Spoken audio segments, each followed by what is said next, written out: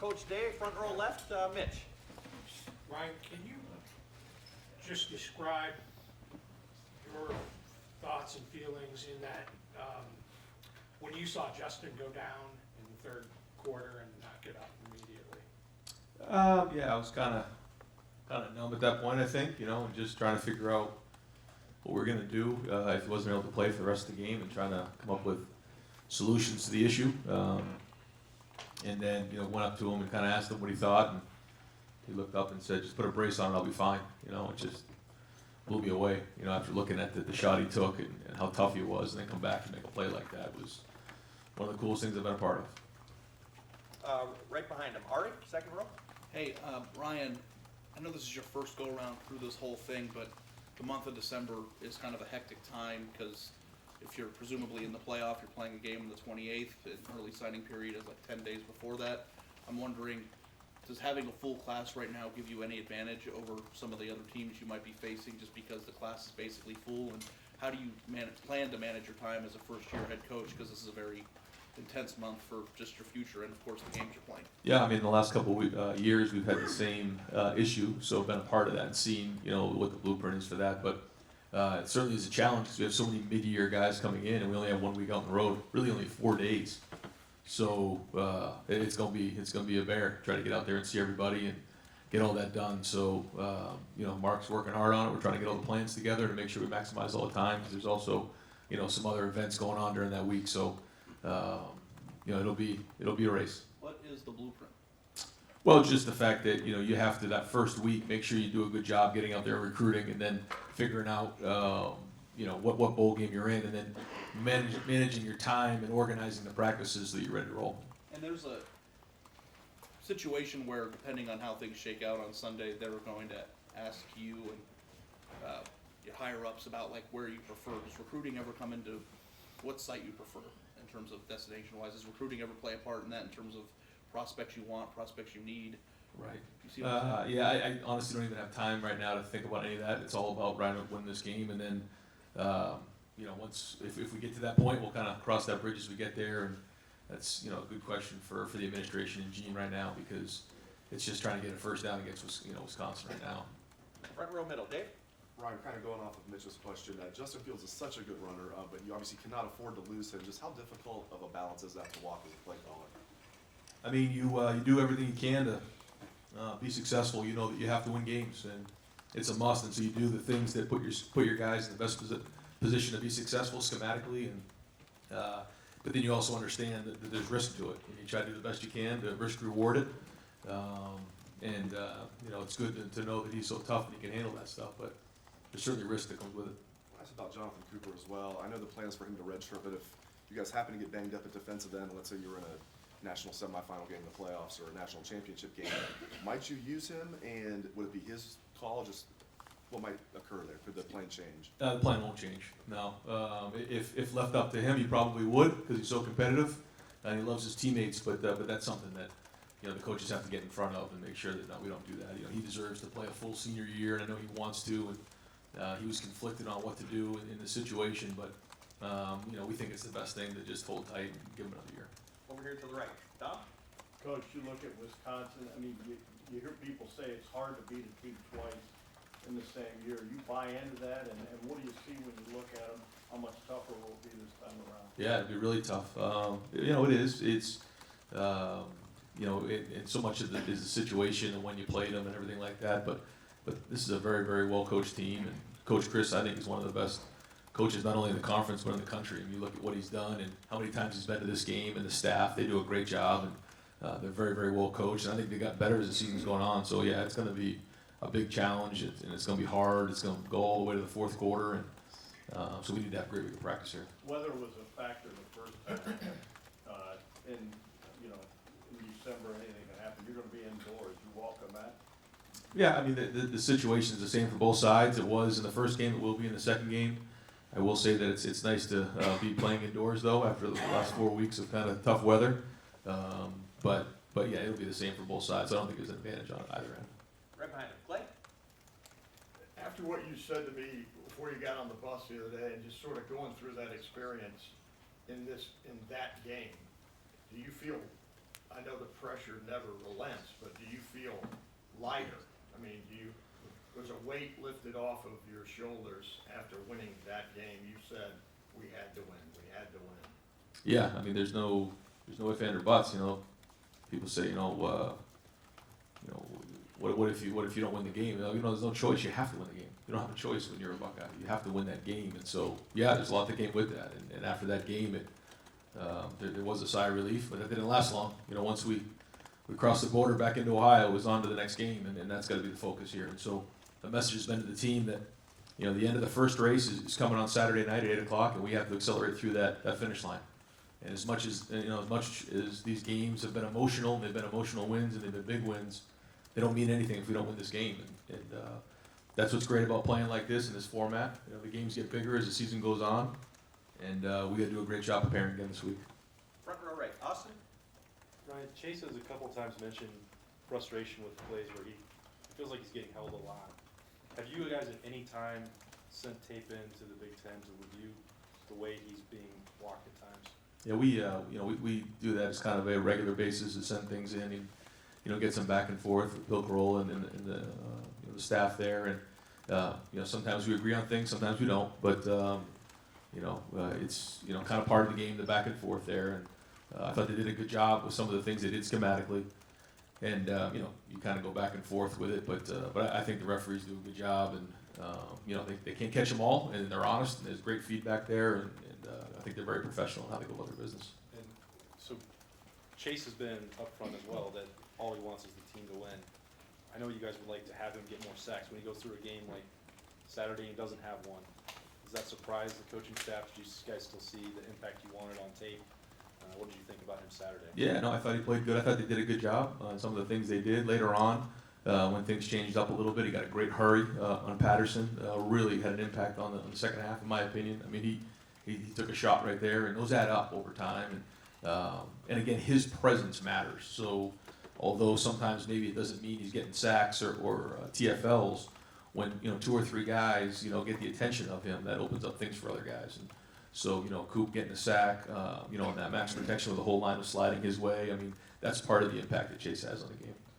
Third row right, Rob? You said you have to win them all, but there's talk out there today that you don't have to win Saturday and make the playoff. There seems to be that kind of speculation going on. Your response to that, and then secondly, I think you've said this before, some variation of this. Are you a big believer in conference champs should make it or not? Or is that in an expanded playoff or with 4? Yeah, I mean, all I know is we have to go win this game, for a lot of reasons. And the Big Ten championship game is one of our goals, year in and year out. And so that's just the focus. And starting to, again, for me to speculate on all those things at this point right now doesn't really matter. I know we got a great team, and we just have to win this weekend. And then everything will take care of itself if we do that and focus on that, because the other speculation or talk or what if scenarios for me doesn't do us any good right now. So again, just focus on that finish line. So really winning the conference is that a requirement, you think, should be for you? Or? I mean, for this team right now, it is, yeah. Second row right, Tony? Ryan, after the Michigan game, after the win, did you feel more relief or happiness? Relief. Yeah, it wasn't even close. I didn't know what I would feel, but it was absolutely relief. Yeah. To say that I didn't internalize a lot of emotions that week and leading up to that game would not be accurate. A lot went into that, and it's not just me. It's my family. It's the staff. It's this team. There's just so much that goes into that. And Jeff Hafley, he said to me the next morning, he said, imagine walking in the Woody with all the signage that's up on the walls and not winning that game and having to walk by it for 365 days and not winning that game. I said, I don't even know what that'd be like. And so, yeah, there's so much that goes into that. We play it year round, and so to get that win the way we did means a lot. And then you mentioned you played opponents twice in the NFL. What kind of insight, or does that give you an advantage, or does it almost hamper you because you have so much information? I think it's how you handle it and finding that right balance of wrinkles, but then also the things that our guys can play well, and so they can play with a clear mind. Because in the end, games like this, it comes down to players. Again, not plays. But but you also don't want to get out schemed. And so giving them a good clean plan with enough wrinkles is critical. Front row right, Bill? It was 1 year ago tomorrow that you were named head coach. Your hair has not turned gray, as far as I can see. Can you reflect on what this year has been like for you? Season's gone great, but what's it been like for you? Again, I mentioned this early on. I really didn't want to reflect on this until we get through that finish line, because I just don't think that that's the right thing to do at this point right now. I'm looking forward to reflecting on it and everything that's gone on this year, but I don't think now's the time. I just really want to, get this team ready and get the coaching staff ready to go win this game. And Ohio State can win an outright Big Ten championship for the third straight year. It's the first time it's happened. A lot of share. But what would that mean to the program to do this 3 years in a row? I think it'd be huge. And to go win this thing undefeated would say a lot about our team. And the last couple of years, there's been that trip up along the way, and then we had to rally to go win that. I thought that said a lot about the character of the programs both the last 2 years. This one's a little bit different, and now it's more about this: can we sustain this level of play throughout this regular season and now into this championship season? So that's the challenge, and that's something that we've been focused on week in and week out. And now here we go. This is head towards that finish line, the last home stretch, and then after we get done with that, we come up for air and figure out what's next. But all our eyes are on that finish line. Second row middle, Stephen? Hey, Coach, under the lines of like beating the team twice, when you beat the team pretty convincingly the last time you played them, so like why would it be tougher, I guess, the second time around when you beat the team convincingly to beat them the second time? Well, they kicked our tails the first half on offense. The defense played good, but we didn't do very good on offense. So it was a close game, and it was 10-7, right? At one point in the third, and they blocked the punt. And, that's a good team. So we kind of pulled away there at the end, but that was a tough game, and we know it's going to be the same way. And they've done some different things here, and they've made adjustments, and they've adapted as the season's gone on. So this is going to be a tough game now. Third row left, Danny? Ryan, it's the time of a year where coaching jobs around the country start to open up, and there's a lot of speculation about who could be candidates for what. Just asking hypothetically, if one of your coaches were to come with you with an opportunity they would be interested in right now, how do you handle that in terms of balancing this focus you're trying to keep on the Big Ten championship and allowing those guys to pursue those things? Yeah, I think that one of the reasons that you come here is to be a part of this special family, but it also opens up opportunities for you down the road, and I think that's healthy and it's good for families, and I support that. And so, the one thing I'd ask is, to those guys, if that situation were to come up, is just make sure we finish through this finish line first. We made a commitment to these guys, and so most people who are looking for coaches at this time would understand what that means. And, we got a lot of guys who want to be here, so I don't expect any changes or any of that to come up, but it's part of the profession. Front row left, Doug? The recruiting question you're getting for, when maybe what you're doing recruiting wise, like next week, is somewhat limited because, hey, like we might be trying to win a national championship, isn't that a good pitch too?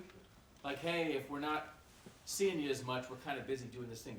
How much does winning sell in recruiting? No, I think it's huge. Because this week everybody's on the road, we're not. And you were talking to recruits this week and last night. I said, I apologize, we're not going to be able to see you this week. And almost everyone to a person said, no, it's a good problem to have, coach. We're glad you're playing in that championship game. We get it. And that's why you put so much work into recruiting leading up to this point. We recruit these kids so early on that the relationships are there.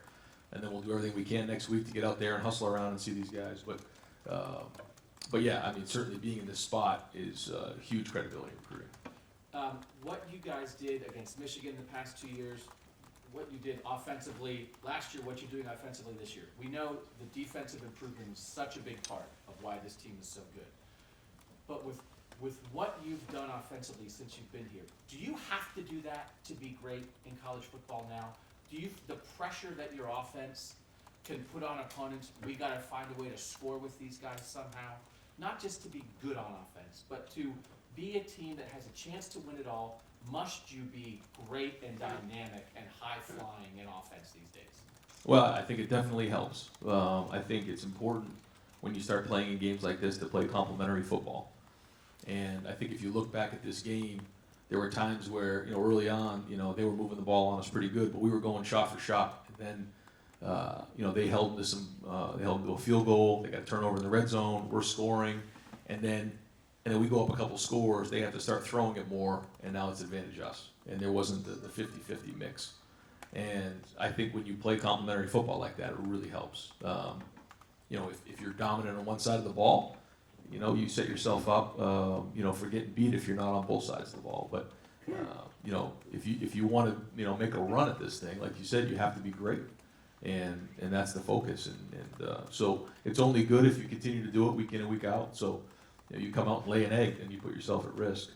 So I think not only on offense, but it's important to be in all three phases. And I know you're not able to reflect on stuff while you're in the heart of it, but when you see your players and maybe your players with their families, like for instance when they're coming out, you guys are coming out of the stadium in Michigan on Saturday and everybody's there with their parents, and can you appreciate that like when this is like living history of Ohio State right now, this era of Ohio State football and beating Michigan like this and what you guys are doing?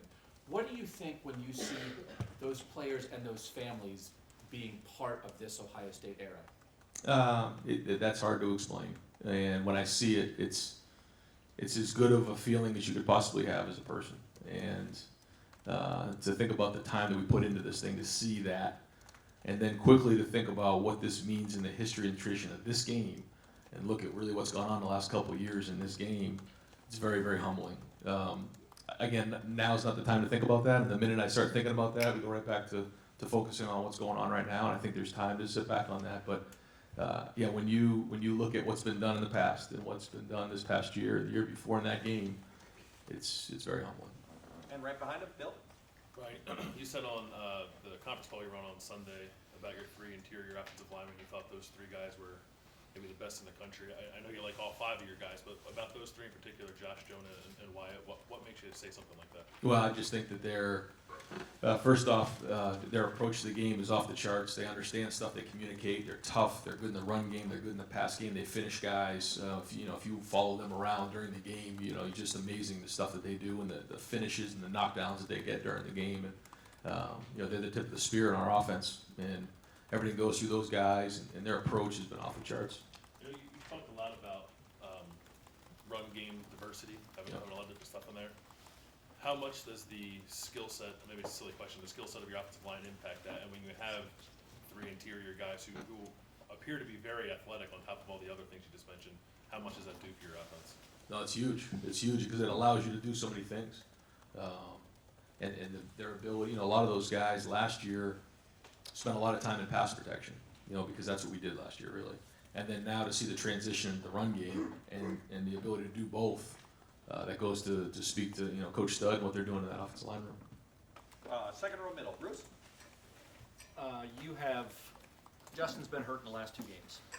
Wisconsin did not score on you in the first half, the first time you played him. Did you give any thought to, or would you give any thought to, not starting him, giving him time to fully heal, seeing where you are at halftime, or sitting him the whole game Saturday? No, not at all. No, he'll be playing, and we'll use him all 60 minutes. Okay, the other thing I wanted to know on Paul Christ. I know you watch film, you're watching defenses, but there's no defense out there unless there's an offense. So do you gather enough scouting defenses, watching Wisconsin, that I'd say you're an aggressive play caller and it kind of fits your personality, or you always talk about toughness and things like that. I see evidence of how you call plays and the kind of person you appear to be to us. Do you see evidence of him, a play caller personality, or anything there, admiration, or what do you see in his style of play calling from the times you run across what they do? Yeah, I think, again, I got a tremendous amount of respect for Coach Chris and how he does things. He has a system, and he allows his kids to play in that system. He's got enough wrinkles to keep you off balance. But what he does, they're just very fundamentally sound. It's just hard to find an inch on them because everything they do is so sound. They're not going to run bad plays into bad looks. They're not going to just give you the ball and turn it over. He's been like that ever since he started coaching, and that's why they've been so successful. And it's he and that whole coaching staff. He put together a great staff there, and in all three phases, they do an excellent job. One thing here in recent weeks, you've mentioned one time in here, and then Sunday on your conference call, you mentioned where you guys were picked preseason. and it kind of frosted you where you were picked. I wonder why, or is it a purposeful mentioning of that at this point in time that you feel like there's a usefulness in it from a motivational standpoint, like maybe it's just it ticked you off, people didn't have faith in you, or why is it that you seem to be emphasizing that more now? Well, I think the only thing that catches me sometimes is that, you know, early in the preseason and coming into the season, you know, they didn't think much of us. And then, you know, we do what we're doing now, and, you know, a lot of people don't give these kids enough credit, in my opinion. And a lot of people just say, well, they're just very talented. Well, if we're that talented, then why didn't you pick us that way early in the season?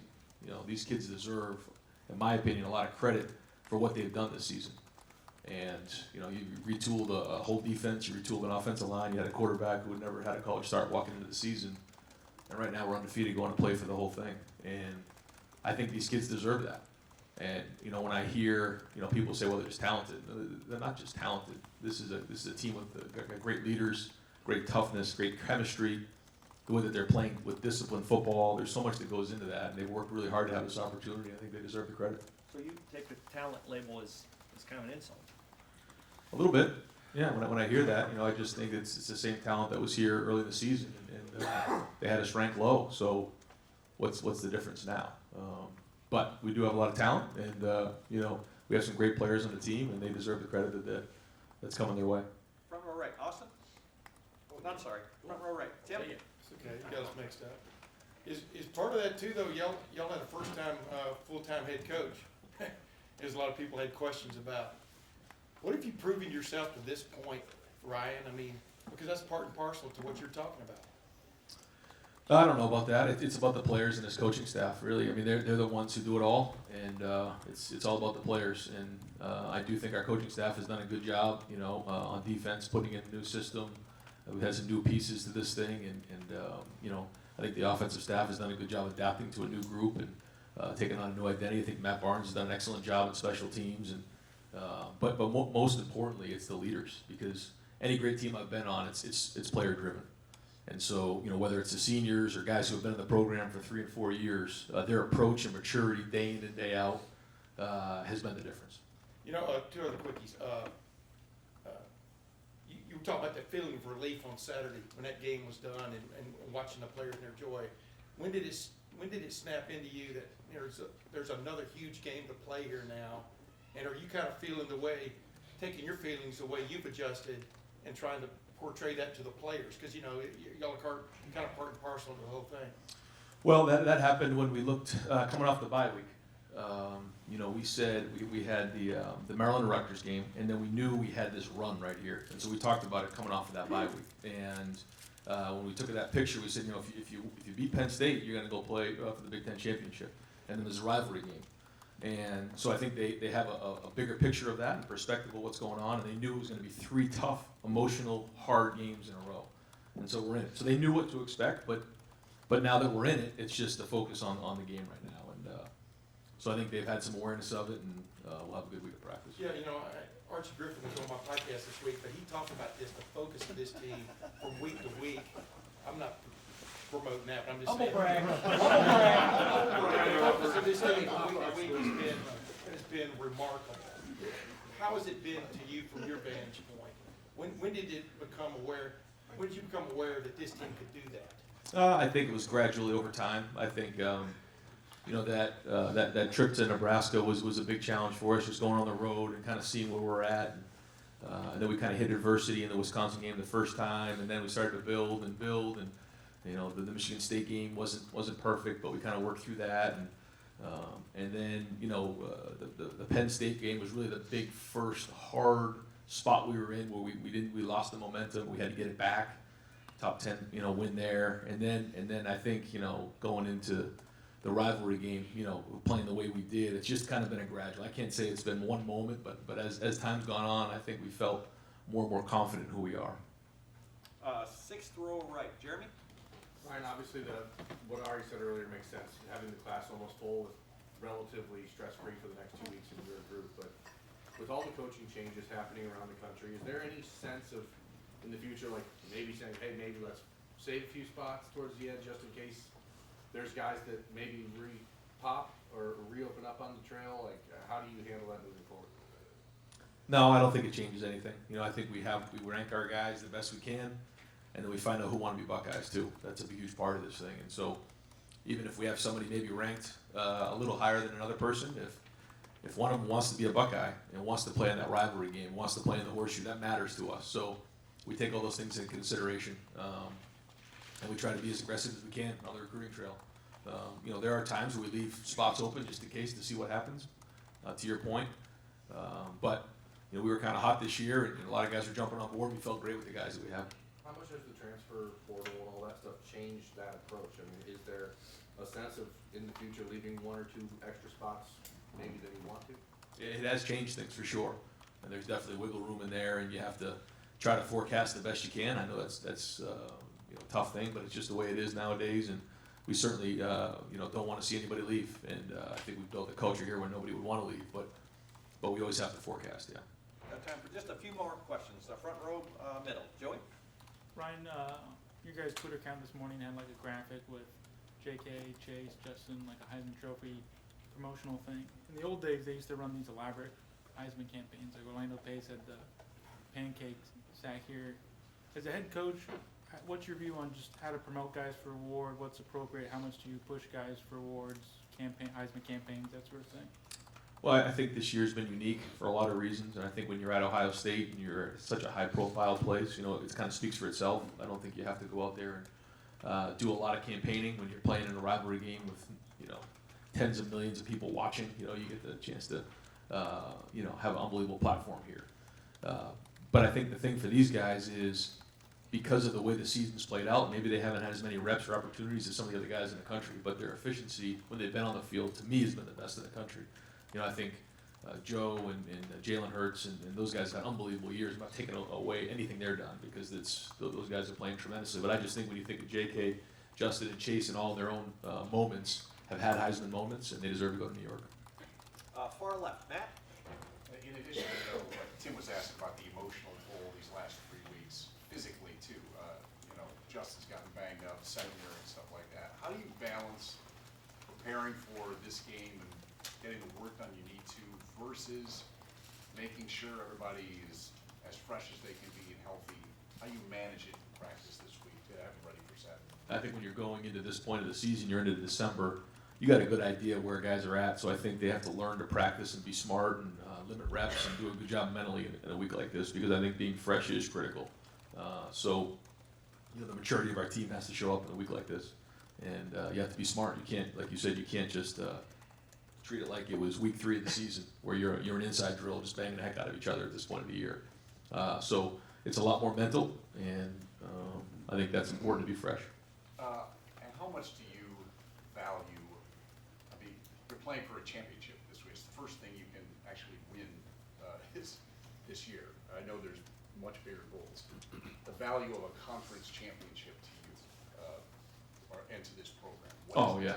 Yeah, huge. I mean, to win this conference is a huge deal, and I know it's been done before. But we don't take any of that stuff for granted for a second. I mean, there's great teams, great coaches, and it's really hard to do. And so that's one of our goals. I mean, the first goal, as we all know, is to win the rivalry game, but this is a huge goal of ours as well. And if we win the Big Ten championship, we know that a lot of things have gone well, and we've won a lot of big games, and so this is certainly a huge goal for us.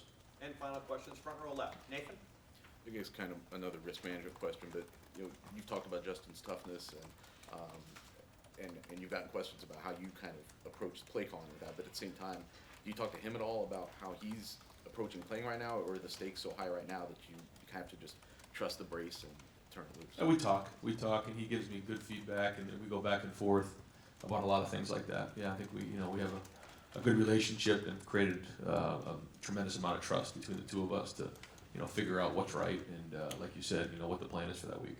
Last week, were there, besides him getting medically cleared, if that was even an issue, did you need to see specific things from him during the week to know what he could do on Saturday, or how does that work? Yeah. I mean, we just kind of get an idea, like, hey, he's maybe a little banged up, but he's feeling good, so, you know, he's full go, and then we kind of go from there.